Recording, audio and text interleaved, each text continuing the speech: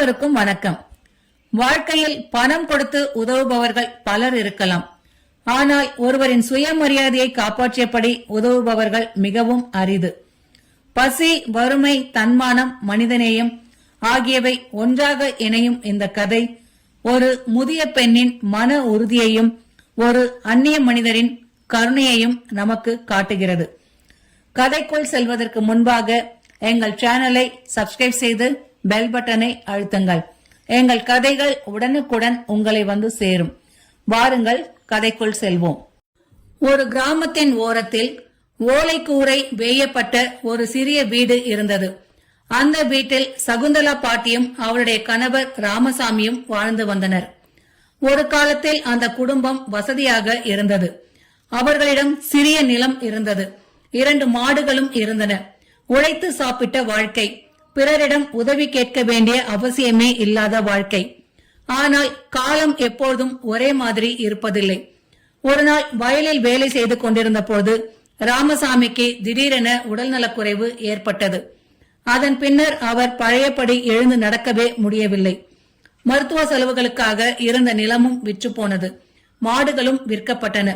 இறுதியில் அவர்களிடம் மிஞ்சியது அந்த சிறிய வீடும் வீட்டை சுற்றியிருந்த ஒரு துண்டு நிலமும் மட்டுமே. அந்த நிலத்தில்தான் சகுந்தலா பாட்டி காய்கறிகளை வளர்த்தாள். கத்தரிக்காய், சுண்டைக்காய், முருங்கைக்கீரை, பச்சை மிளகாய் என்று ஏதாவது விளைந்தால் அதை பறித்து அருகிலிருந்த நகரத்திற்கு கொண்டு சென்று விற்பாள். அதிலிருந்து கிடைக்கும் சிறிய வருமானத்தில்தான் அவர்களின் வாழ்க்கை ஓடிக்கொண்டிருந்தது. ஆனால் அந்த வருடம் மழை குறைவாக பெய்தது. தோட்டத்தில் விளைச்சலும் குறைந்தது. ஒரு நாள் காலையில் கண் விழித்திருந்த சகுந்தலா பாட்டி எழுந்து உட்கார்ந்தாள். வயிற்றில் பசி வலி இருந்தது. நேற்று காலையில் குடித்த கஞ்சிதான் கடைசி உணவு. அதன் பிறகு வெறும் தண்ணீர் குடித்தே பொழுதை கழித்திருந்தாள். அருகில் படுத்திருந்த கணவரை பார்த்தாள். அவரும் சோர்வாக இருந்தார். ஏதாவது சாப்பிட வேண்டும் என்ற சொல்ல நினைத்தும் சொல்லவில்லை. சகுந்தலா பாட்டியின் மனம் உடைந்தது. வீட்டை சுற்றி பார்த்தாள். பறிக்க காய்கறிகள் இல்லை. விற்க பொருட்கள் இல்லை. கையில் பணம் இல்லை. ஒரு கணம் மனம் தளர்ந்தது. ஆனால் அடுத்த நொடியே தன்னைத்தானே சமாதானப்படுத்திக் கொண்டாள். பசியை தாங்கிக் கொள்ளலாம், ஆனால் தன்மானத்தை இழக்கக்கூடாது என்று எண்ணினாள். அதுதான் அவள் வாழ்க்கை முழுவதும் கடைபிடித்த கொள்கை. யாரிடமும் கை நீட்டி நிற்க அவளால் முடியாது. உழைத்து சாப்பிட முடியாத நாள் வந்தால் உயிரோடு இருப்பதற்கே அர்த்தமில்லை என்று அடிக்கடி சொல்லுவாள். அன்று காலையில் வீட்டை விட்டு வெளியேறும் பொழுது வானத்தை பார்த்தாள்.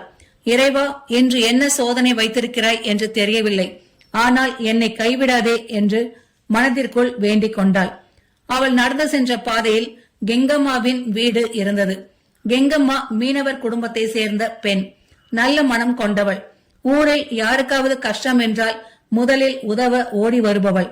சகுந்தலா பாட்டியை பார்த்ததும் அவளுக்கு ஏதோ பிரச்சனை என்று புரிந்துவிட்டது. என்ன பாட்டி, முகமே சரியில்லையே என்று கேட்டாள். சகுந்தலா பாட்டி மெதுவாக நடந்தவற்றை கூறினாள். அதை கேட்ட கெங்கம்மாவின் மனம் கலங்கியது. வீட்டுக்குள் சென்றாள். சிறிது நேரத்தில் ஒரு கட்டு கருவாட்டை எடுத்துக்கொண்டு வந்தாள். இதோ பாட்டி, இதை எடுத்துக்கொண்டு போய் விற்றுவிடுங்கள் என்று கூறினாள். உடனே பாட்டி கேட்டாள், எவ்வளவு பணம் தர வேண்டும் என்று. விற்றுவிட்டு வந்த பிறகு கொடுத்தால் போதும் என்றாள். இல்லை, விலை சொல்லு என்றாள் பாட்டி. கெங்கம்மா சிரித்தாள். சரி, 30 ரூபாய் கொடுத்தால் போதும் என்றாள். உண்மையில் அந்த கருவாடு அதைவிட பல மடங்கு மதிப்புடையது. ஆனால் பாட்டிக்கு உதவ வேண்டும் என்பதற்காகத்தான் அப்படி கூறினாள். பாட்டி நன்றியுடன் அதை எடுத்துக்கொண்டாள். அவளுடைய கண்களில் நம்பிக்கை மீண்டும் ஒளிர்ந்தது. அந்த கருவாடு நிச்சயம் விற்றுவிடும் என்று நினைத்தாள். அருகில் இருந்த நகரத்தை நோக்கி நடந்தாள். வழியில் பலர் அவசரமாக சென்று கொண்டிருந்தார்கள். சிலர் கடைகளுக்கு சென்றார்கள். சிலர் கோவில்களுக்கு சென்றார்கள். ஆனால் யாருக்கும் அந்த முதிய பெண்ணின் மனநிலை தெரியாது. அவள் மட்டும் தன் வாழ்க்கையோடு போராடி கொண்டிருந்தாள். நகரத்தை அடைந்த பிறகு வழக்கம் போல் நடைபாதையில் அமர்ந்தாள். கூடையை அருகில் வைத்தாள். கருவாட்டை அழகாக அடுக்கி வைத்தாள். வாடிக்கையாளர்கள் வருவார்கள் என்று எதிர்பார்த்தாள். காலை நேரம் கடந்தது. மதியமும் நெருங்கியது. ஆனால் யாரும் வரவில்லை. அப்பொழுது அருகில் சென்ற 2 பேர் பேசிக்கொண்டு சென்றார்கள். இன்று புத்தாண்டு, வீட்டில் எல்லோரும் சைவம்தான் என்று. அந்த வார்த்தை பாட்டியின் காதில் விழுந்தது. அப்போதுதான் அவளுக்கு புரிந்தது, இன்று கருவாடு விற்பனையாக வாய்ப்பே இல்லை என்பது. ஒரு கணம் தலை சுற்றியது. இருந்தாலும் அவள் இடத்தை விட்டு எழுந்து செல்லவில்லை. ஒருவேளை யாராவது வாங்கலாம் என்று நம்பிக்கையுடன் காத்திருந்தாள். நேரம் நகர்ந்தது. வெயில் அதிகரித்தது. ஒரு பூனை வந்து கருவாட்டை பார்த்து கொண்டே நின்றது. சிறிது நேரத்தில் காக்கைகளும் வந்தன. அவற்றை விரட்டி கொண்டே இருந்தாள். ஆனால் பசியும் சோர்வும் அதிகரித்துக் கொண்டே போனது. கண்கள் மங்க ஆரம்பித்தன. உலகமே சுழல்வது போல இருந்தது. இறுதியில் தாங்க முடியாமல் மயங்கி விழுந்தாள். சில நிமிடங்கள் கழித்து முகத்தில் குளிர்ந்த தண்ணீர் பட்டது. மெல்ல கண்களை திறந்தாள். அருகில் ஒரு மனிதர் நின்று கொண்டிருந்தார். அவருடைய முகத்தில் கருணை தெரிந்தது. பாட்டி, பசியால் தானே மயங்கி விட்டீர்கள் என்று மெதுவாக கேட்டார். அந்த கேள்வியை கேட்டதும் பாட்டியின் கண்களில் கண்ணீர் பெருகியது. அவர் எதுவும் பேசாமல் தனது பணப்பையிலிருந்து 100 ரூபாய் நோட்டை எடுத்தார். இதோ பாட்டி, இதை வைத்துக் கொள்ளுங்கள் என்றார். பாட்டி உடனே தலையசித்தாள். இல்லையப்பா, இந்த கருவாடை வாங்கிக்கொள் என்றார். எங்களுக்கு கருவாடு பிடிக்காது பாட்டி என்றார். அப்படியென்றால் காசும் வேண்டாம் என்றாள் பாட்டி. ஏன் பாட்டி என்று ஆதங்கத்துடன் கேட்டார். பொருள் வாங்காமல் காசு வாங்கினால் அது பிச்சை. நான் பிச்சை வாங்க மாட்டேன் என்றாள் பாட்டி. அந்த வார்த்தையை கேட்ட மனிதர் அதிர்ந்தார். பசி காரணமாக மயங்கி விழுந்த நிலையிலும் தன்மானத்தை விட்டுக் கொடுக்காத அந்த முதிய பெண்ணை பார்த்து வியந்தார்.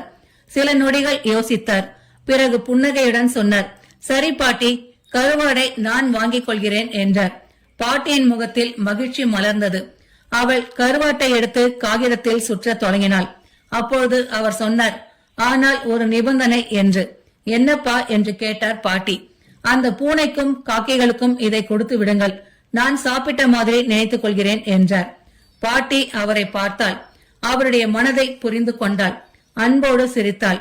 கருவாட்டை சிறு துண்டுகளாக பிரித்து பூனைக்கும் காக்கைகளுக்கும் போட்டாள். பசியோடு காத்திருந்த அவை மகிழ்ச்சியாக சாப்பிட்டன. பூனை சாப்பிட்டுவிட்டு பாட்டியின் காலில் உரசியது.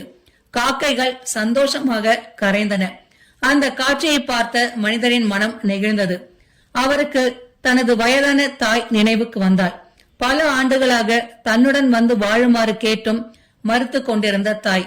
அவளும் இப்படி தனியாகத்தான் இருக்கிறாளோ என்று நினைத்தார். அதே நேரத்தில் சகுந்தலா பாட்டிக்கும் வீட்டில் காத்திருக்கும் கணவர் நினைவுக்கு வந்தார். இன்று அவருக்காவது சாப்பாடு வாங்கி செல்ல முடியும் என்று நினைத்தாள். அந்த 100 ரூபாய் அவளுக்கு வெறும் பணம் அல்ல.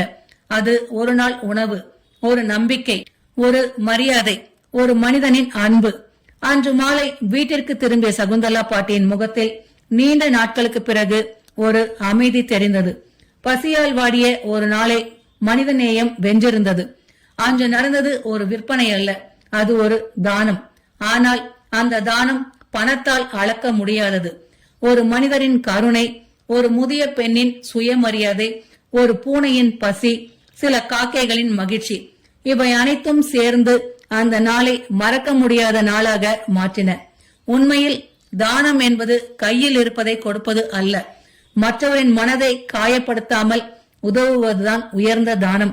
அதனால்தான் அன்போடு செய்யப்படும் சிறிய உதவி கூட சில நேரங்களில் ஒரு மனிதனின் வாழ்க்கையை மாற்றிவிடுகிறது. வாழ்க்கையில் நாம் கொடுக்கும் பணம், பொருள், உணவு ஆகியவை ஒரு நாள் மறைந்து போகலாம்.